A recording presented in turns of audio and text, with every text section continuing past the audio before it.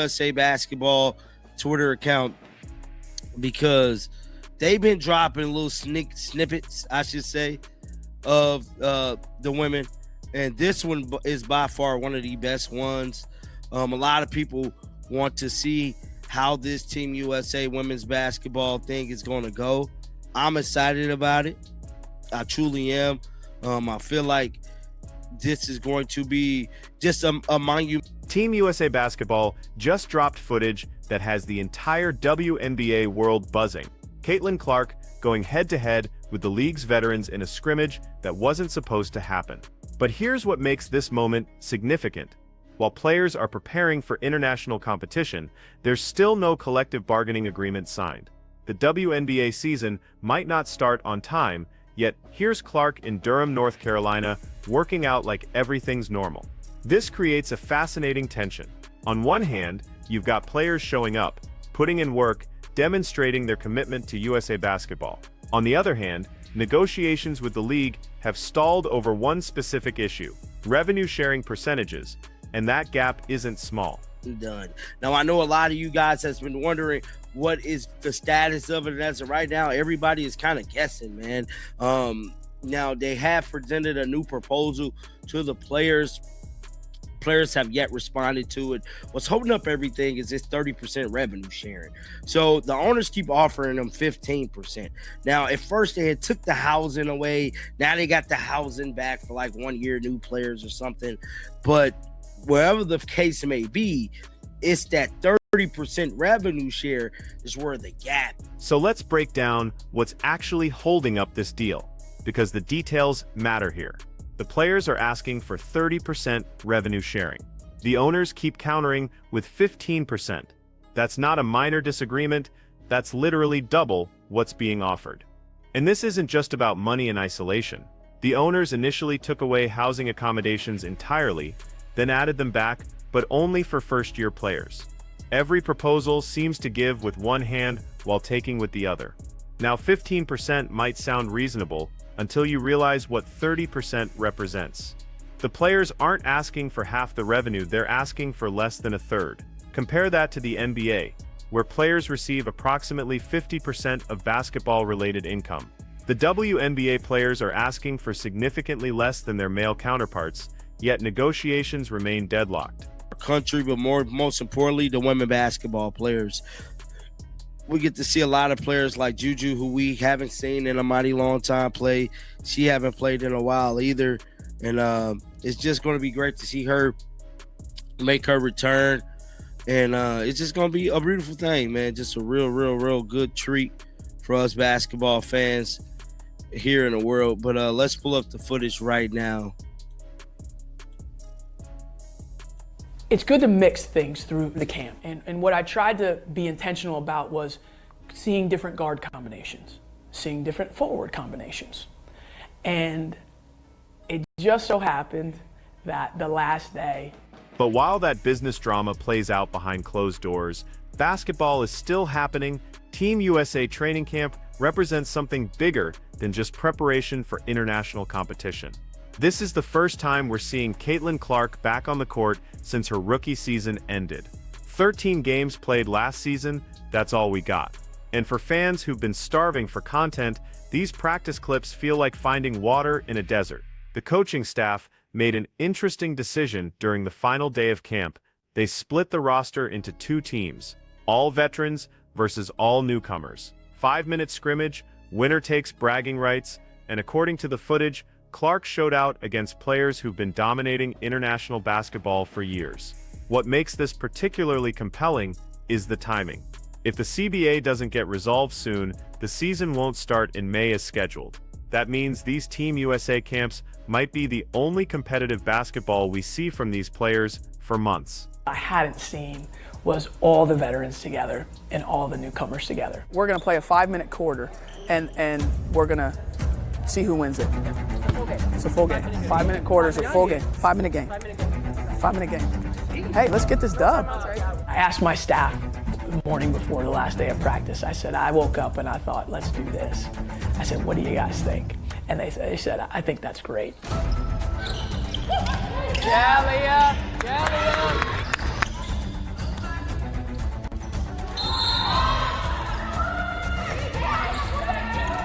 Good find, Steve. Good find, Steve. It's on Team USA basketball, man. They got this video that is currently going viral on After being named the national team coach, YouTube. Let's see if we watch this one. I'm looking for them to pick up stuff quickly, and I'm looking for them to combine with other players like really well.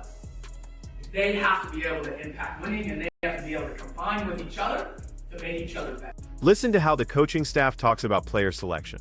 They're not just looking at individual talent, they're evaluating how players combine with each other, how they impact winning, how they make teammates better. This matters because Team USA isn't just throwing together the 12 best individual players. They're building a cohesive unit that can compete against international teams that have been playing together for years. And here's where Caitlin Clark's situation gets interesting.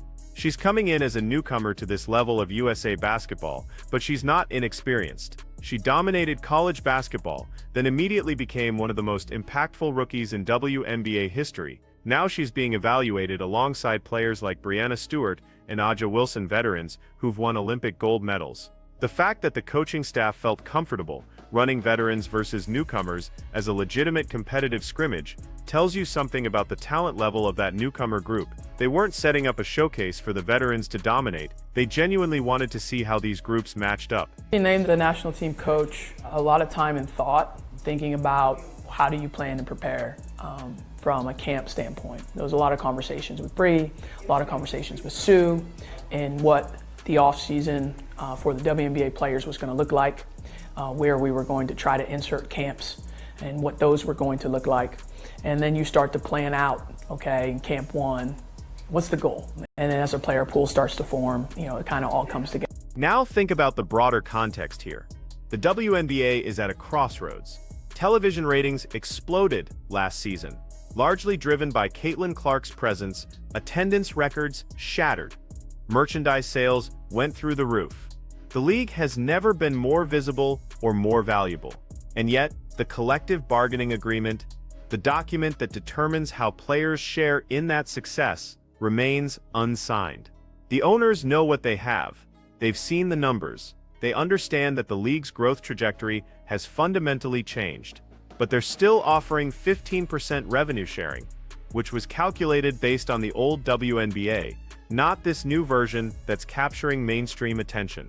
Meanwhile, players are preparing like professionals. They're showing up to training camps, putting in the work, maintaining their conditioning.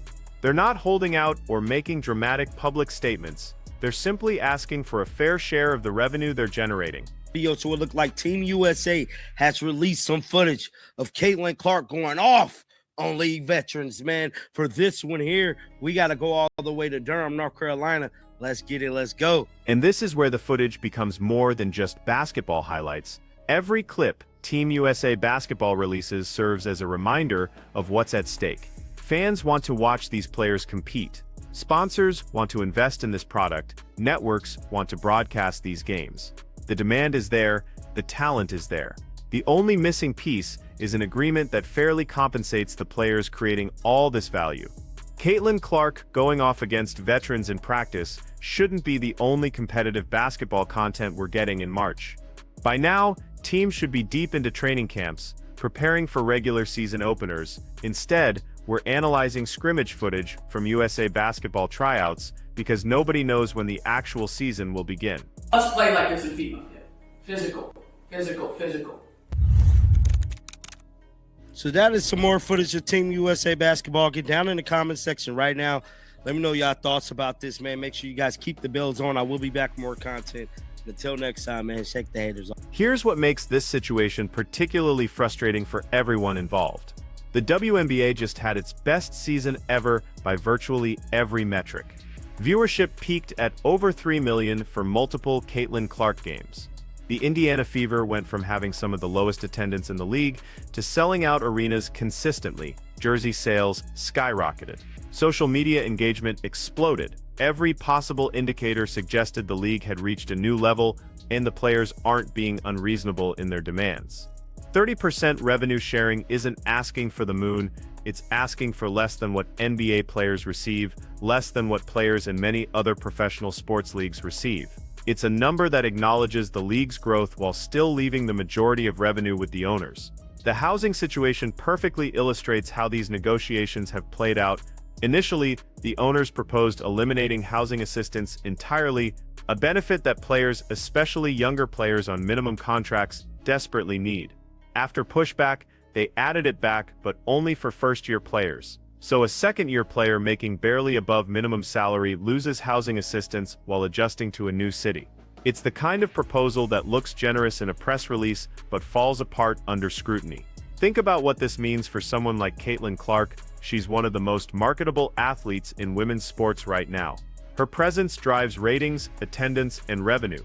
But under the current proposed structure, she'd receive 15% of the basketball-related income she helps generate, while the owners keep 85%. And that's if she's lucky enough to be playing at all, given that there's no signed CBA. The players have presented their position clearly. They want 30% revenue sharing, they want housing assistance that doesn't disappear after 1 year.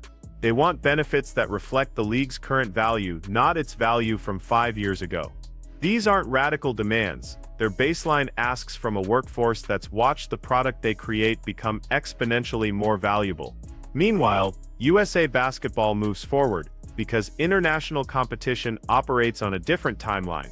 The team will play its first games in May regardless of whether the WNBA season has started. So players like Clark, like Breanna Stewart, like Aja Wilson Prust, they'll represent their country while simultaneously negotiating for fair compensation in their professional league.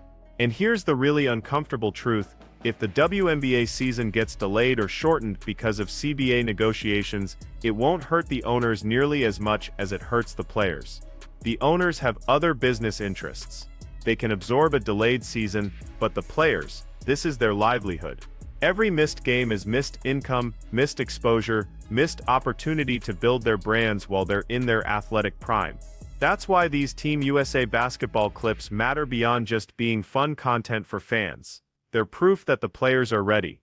They're in shape, they're competitive, they're prepared to deliver the product that fans want to consume.